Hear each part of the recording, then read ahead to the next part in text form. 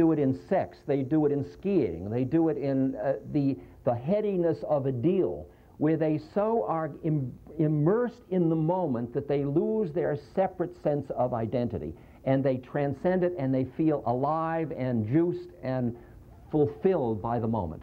And that's why often people do things like surfing or skiing or motorcycling or something that brings them very close to the edge, because it engrosses them so fully in the moment that they transcend the models in their head that keep them separate, and they experience a connection to the universe, and they feel fed by it. They feel they're part of everything.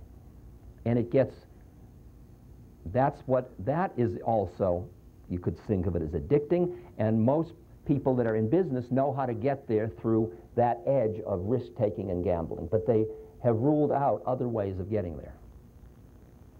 At first, your job is to get there, to experience that connection, and then you come back into your separateness, you feel cut off again, and then later, once you know that you can get there, but you're going to get cast out again, like going to the wedding feast and not wearing the wedding garment in the Bible, then after a while, what you become interested in is what brings you down and how to not get caught, how to be, as Christ says, in the world but not of the world, how to play your game of life but not get lost in it.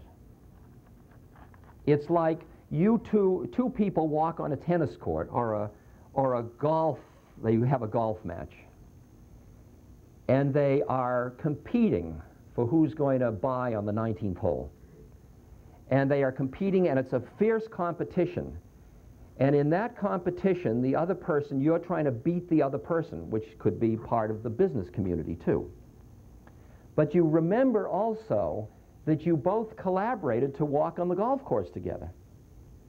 So that simultaneously, what's called good sportsmanship is that you are collaborating and competing simultaneously. In other words, you are playing at two levels with another human being, and you're not forgetting that, and that's what's called a good sport. A bad sport is somebody that forgets one of those levels. Because if you're just collaborating and not competing, you give the game away. And what kind of a game is that? And if you're just competing and not collaborating, you get vicious. And you're called a poor sport when you lose. And you sneer when you win.